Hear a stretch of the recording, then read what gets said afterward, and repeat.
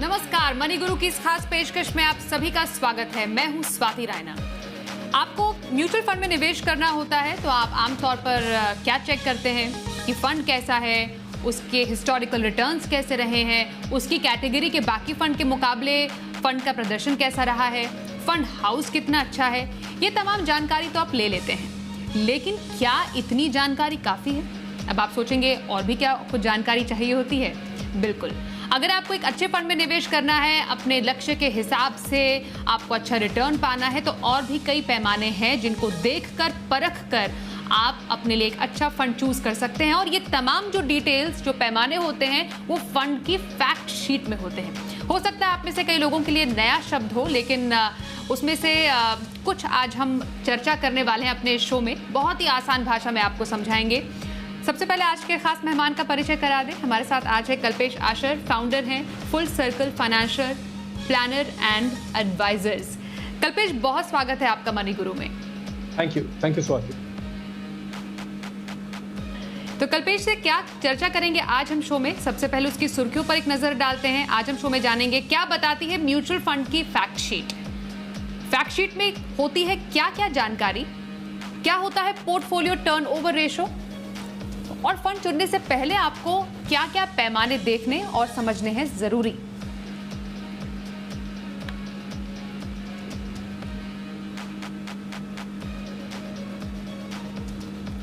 कल्पेश, तो जब भी किसी को कोई फंड सिलेक्ट करना होता है, आपके पास भी कई निवेशकों के सवाल आते होंगे, हमारे पास तो आते ही रहते हैं कि बताइए अच्छा रिटर्न देने वाला फंड कौन सा है, जिसने अच्छा रिटर्न अब तक दिया हो या उसके बाकी फंड के मुकाबले अच्छा प्रदर्शन किया हो।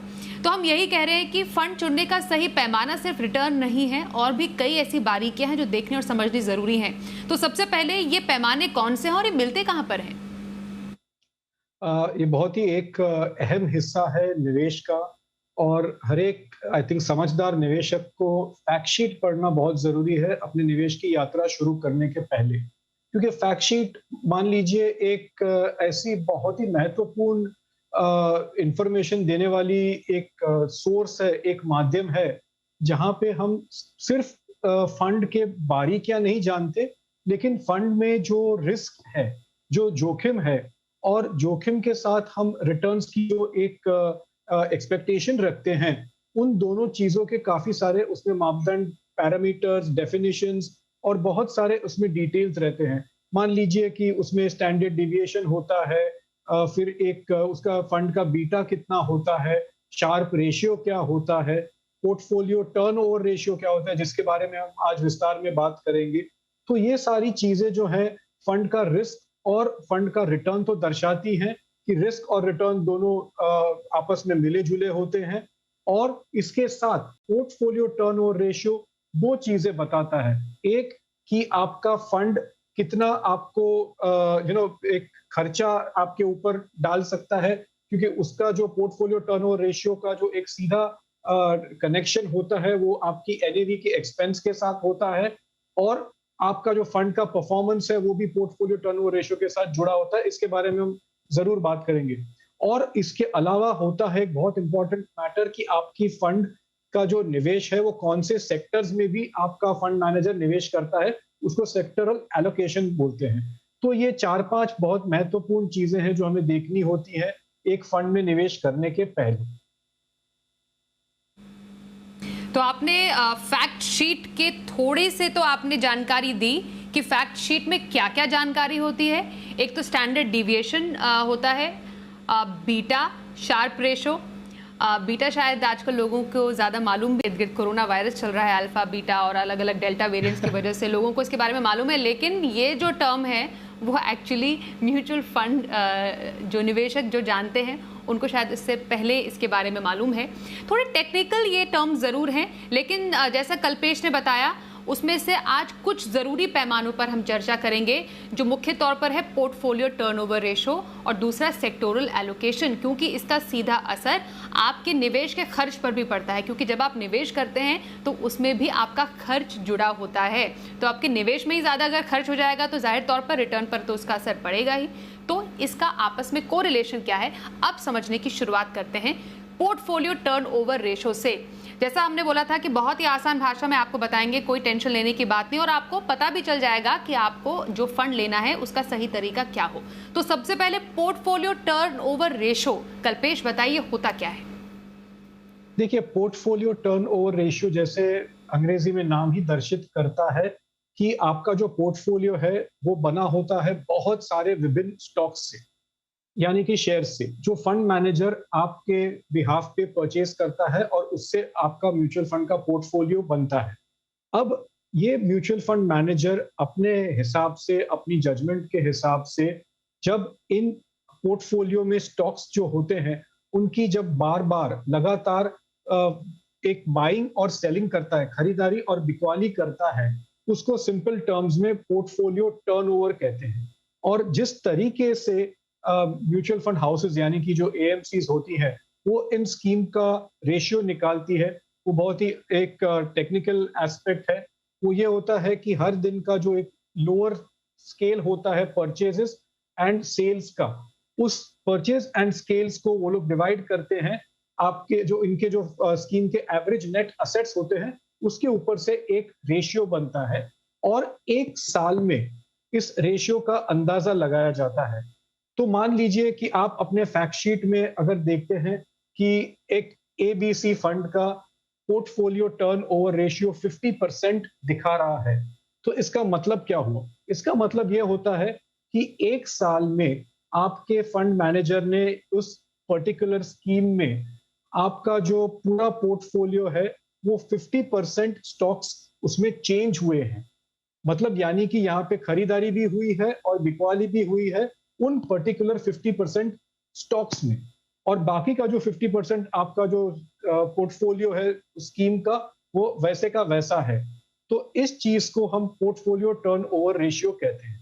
अब जब किसी चीज में, खास तौर पे स्टॉक्स में, हमें पता है कि जब चेंजेस होते हैं, बार बार ट्रेडिंग होती है, परचेजिंग होती है, सेलिंग होती है, तो इसका एक दाम चुकाना पड़ता है, एक खर्च उठाना पड़ता है। और ये खर्च जो होता है वो आपके बिहाफ पे फिलहाल तो एएमसी या फंड मैनेजर उठाते हैं, लेकिन हर एक ट्रांजैक्शन जो होता है उसमें कॉस्ट इन्वॉल्व होता है। तो इसका डायरेक्ट असर आपके एनएवी पे आता है, क्योंकि वो तो जाहिर सी बात है आपका जो एक्सपेंस है वो आपके स्कीम के एनएवी के ऊपर लाद देंगे। तो ये जो एनएवी के ऊपर एक्सपेंस है वो कितना भारी या कितना कम है, वो आपके पोर्टफोलियो टर्नओवर रेशियो के परसेंटेज को देखकर आप पता लगा सकते हैं। डिपेंड करता है। ओके, तो ये काफी इंटरेस्टिंग है समझना। शायद बहुत निवेशक इस पर ध्यान नहीं देते हैं कि जब वो निवेश कर रहे हैं तो कितने तरीके के इनडायरेक्ट चार्जेस वो दे भी रहे हैं। पोर्टफोलियो टर्नओवर रेशो उसमें एक शामिल है। जितना आपका पोर्टफोलियो चर्न होगा, जितना पोर्टफोलियो में आपके बदलाव साल भर में होगा, वो जो उसका जो खर्च है अल्टीमेटली निवेशक ही दे रहा है। किस लिए? रिटर्न, एनएवी, आपको उतनी उसमें उसका असर देखने को मिलेगा। अब इस बात को समझना जरूरी है, जो थोड़ा बहुत हम आपके बात से समझ पा रहे हैं कल्पेश, की पोर्टफोलियो टर्नओवर रेशो साल में जितना कम हो उतना बेहतर है एक निवेशक के लिए, और जितना ज्यादा हो वो दर्शाता है कि हाँ थोड़ी बहुत कुछ इनस्टेबिलिटी है, या फिर कह सकते हैं कि जो पोर्टफोलियो है वो स्थिर नहीं है। इसको किस तरीके से समझा जाए? यहाँ पर शुरुआत में इस बात से करना चाहूँगी कि अगर मानिए किसी फंड का पोर्टफोलियो टर्नओवर रेशो, जिसको टीआर इन शॉर्ट फॉर्म कहते हैं, अगर ज़्यादा है, 50% से ज़्यादा है, उसका आप मुझे परसेंटेज बताइएगा, तो उसके मायने क्या होता है, उसका मतलब क्या होता है? बहुत ही इंटरेस्टिंग सी बात है स्वाति जी। इसमें ये समझना जरूरी है, इसमें दो पहलू होते हैं कि अगर हम सीधा एक गिनती करने जाएं और ये मान के चलें कि सिर्फ higher portfolio ratio, turnover ratio अगर है मेरे स्कीम का, और उसके लिए मेरे फंड के परफॉर्मेंस के ऊपर, एनएवी के ऊपर असर आ रहा है, और सिर्फ बिकॉज हायर पोर्टफोलियो चर्निंग हो रहा है उसके लिए क्या मेरी एनएवी सही है या ऊपर जा रही है, कम जा रही है, वो सिर्फ एक मापदंड नहीं होता है। बहुत सारे स्कीम्स में ये भी होता है कि जो फंड मैनेजर होता है वो अपना कन्विक्शन, अपनी जो प्रतिबद्धता है वो दर्शाता है एक फंड सिलेक्शन में, एक स्टॉक सिलेक्शन में। अब उसके लिए हम उसको एक चार्जेस देते हैं। उस वजह से हम म्यूचुअल फंड्स में इन्वेस्ट करते हैं कि हम किसी स्पेशलिस्ट के पास, किसी प्रोफेशनल के पास अपना जो निवेश है वो करवाते हैं। तो जाहिर सी बात है वो अपने कॉल्स तो लेने ही वाला है। अब जब वो कॉल्स लेता है और कितने कॉल्स उसके सही गिरते हैं या कितने कॉल्स सही नहीं आते हैं, उसके ऊपर हमारे फंड का परफॉर्मेंस निर्भर करता है। तो ये कहना सही नहीं है कि बिकॉज एक फंड का टीआर हाई है या उसका जो खर्चा है वो ज्यादा है, उसके लिए मैं उस फंड में निवेश ना करूं, तो वो सही बात नहीं है, क्योंकि उस फंड का परफॉर्मेंस भी उसके साथ जोड़ना बहुत जरूरी है। तो मान लीजिए कि किसी फंड का टीआर फॉर एग्जाम्पल हाई है और वो परफॉर्मेंस भी अच्छी दे रहा है, तो इसमें कोई बात नहीं है। मतलब एक इंडेक्स को बीट कर रहा है, बेंचमार्क को बीट कर रहा है, तो इसमें कोई आई थिंक किसी को आपत्ति नहीं होनी चाहिए कि हम उसमें ज्यादा एक टीआर हो रहा है, ज्यादा हम लोग उसमें एक्सपेंस दे रहे हैं, क्योंकि आपको उसमें मुनाफा भी मिल रहा है। लेकिन काफी सारे फंड्स ऐसे होते हैं जो फंड मैनेजर की जो कन्विक्शन होती है वो सही नहीं उतरती, वो बार बार चर्निंग करते रहता है, खर्चा बढ़ता है, और सामने हम जब एंड में देखते हैं तो फंड का परफॉर्मेंस भी वही का वही है या नेगेटिव जा रहा है। तो वो एक गलत बात है कि हम पैसे भी दे रहे हैं, हमको परफॉर्मेंस भी नहीं मिल रही। तो I think it is time कि कोई एक सूटेबल एक्शन लेके उस स्कीम में से हम और किसी स्कीम में शिफ्ट कर लें। तो ये दो बिल्कुल। चीजें देखना जरूरी है। तो कुल और मिलाकर एक और कल्पेश चीज है, इसमें समझे अगर, बिल्कुल इसमें तो कुल नहीं, एक मिलाकर और इसमें चीज है, समझे जो इसमें आप कहना कह रहे चाहूंगा हैं कि स्वाति, ज्यादा टर्नओवर रेशो, बिल्कुल।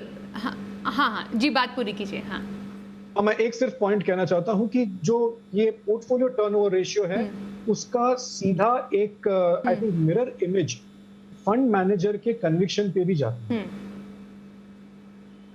ओके। इसमें ये बात जो आपकी बात जो आपने कही बात, उससे जस्ट ये निकलता है कि अगर ज्यादा बदलाव पोर्टफोलियो में आपको एक अच्छे रिटर्न के रूप में मिल रहा है तो वो फैसला सही है फंड मैनेजर का, बार बार पोर्टफोलियो टर्न करना। लेकिन अगर ज्यादा बदलाव के बावजूद वो आपको आउटकम नहीं मिला, रिटर्न नहीं मिल रहा है, तो आपको अपने फैसले पर दोबारा सोचना पड़ेगा कि वो फंड आपके लिए सही है कि नहीं है। लेकिन कुछ ऐसी कैटेगरीज हो सकती हैं कल्पेश जिसमें फंड मैनेजर को वाकई बार बार बदलाव करना पड़े, जिनका जो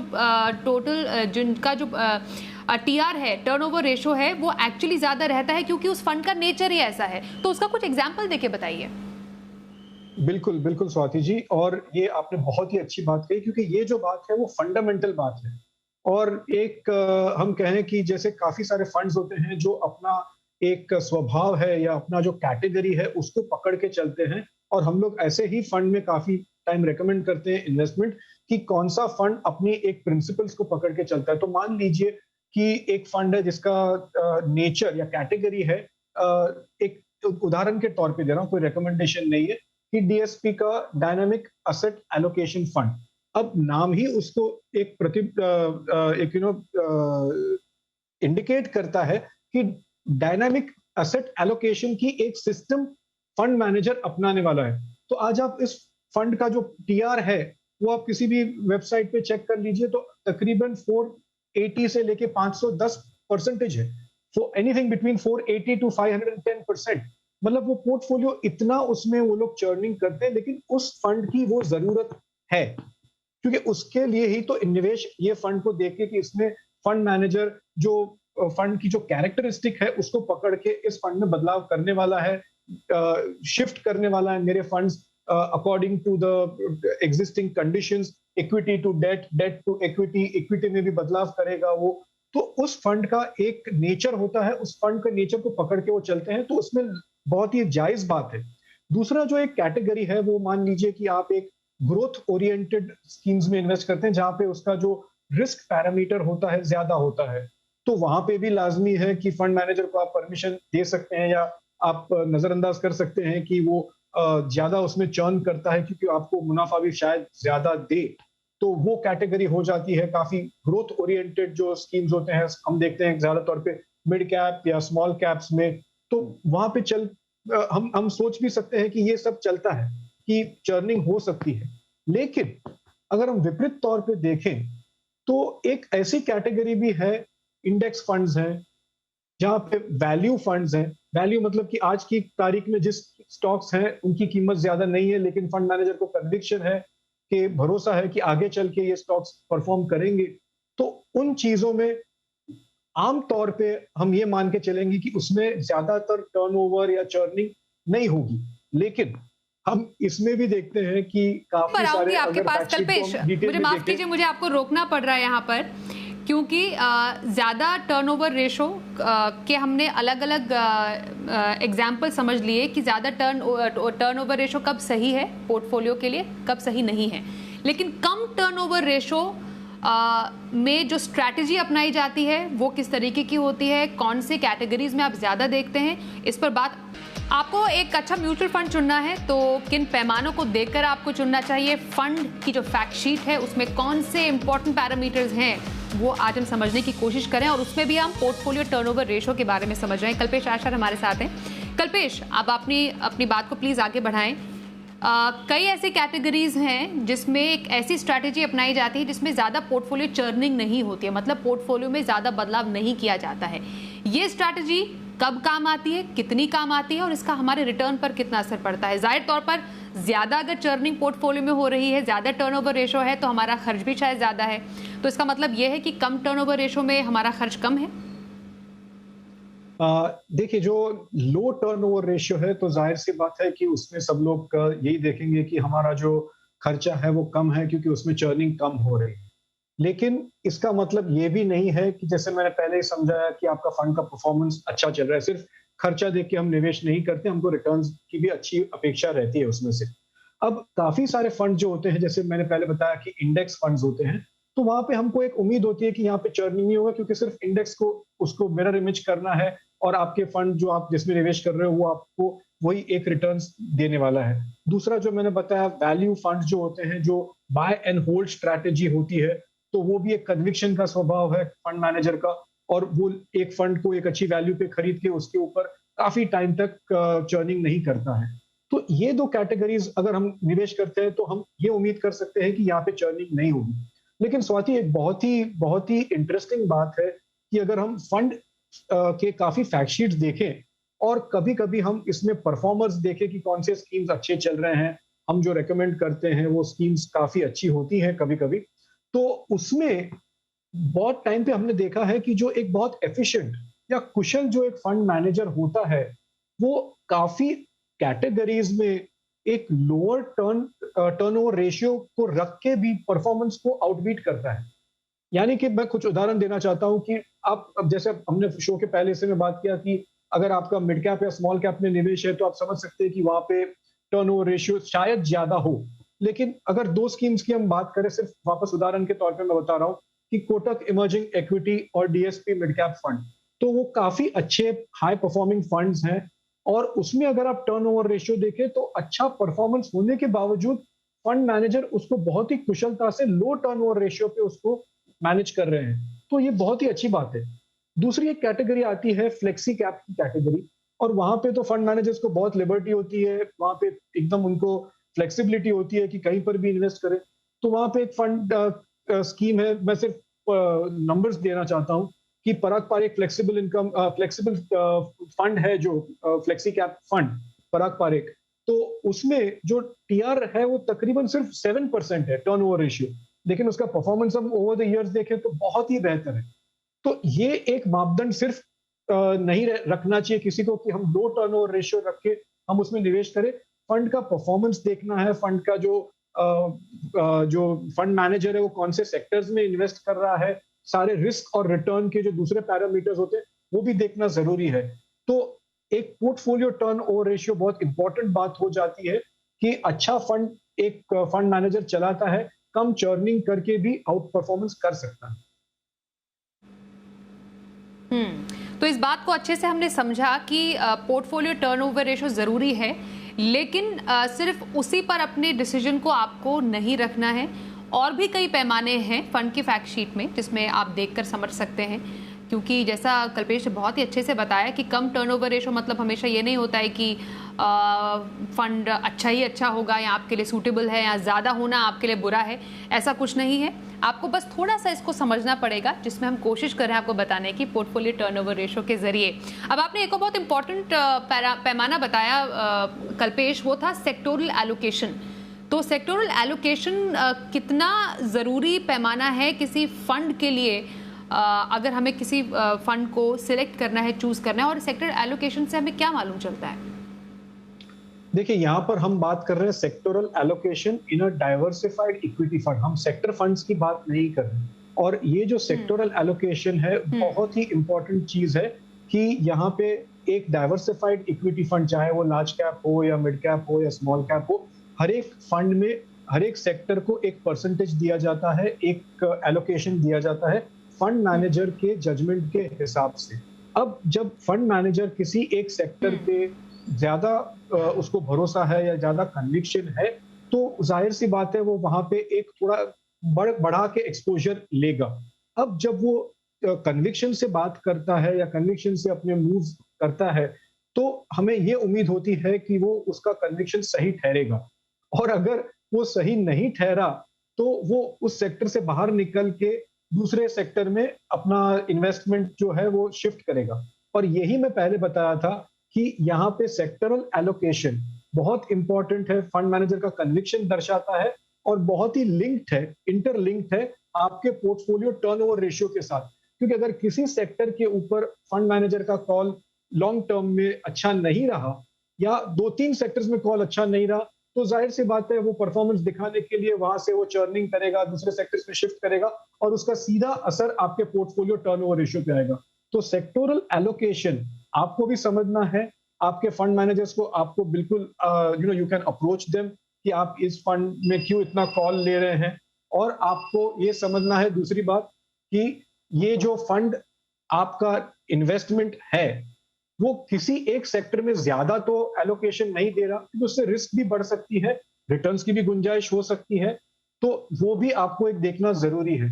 तो सेक्टोरल एलोकेशन अगर हम मान के चले कि कोई इंपॉर्टेंस नहीं रखता, लेकिन बहुत इंपॉर्टेंस रखता है फंड की सिलेक्शन। तो दो ऐसे पैमाने जिस पर आज हमने चर्चा की, एक पोर्टफोलियो टर्नओवर रेशियो और दूसरा सेक्टोरल एलोकेशन, जो बहुत ज़रूरी है आपको देखना और समझना अगर आपको किसी म्यूचुअल फंड में निवेश करना है तो। बहुत शुक्रिया कल्पेश आपका, आप हमारे साथ मनी गुरु में आज शामिल हुए। बहुत आसान भाषा में आपने कुछ इन बारीकियों को हम सबको समझाया। तो आज के शो में बस इतना ही, एक ब्रेक के लिए रुकेंगे पर खबरों का सिलसिला जारी रहेगा। देखते रहिए जी बिजनेस।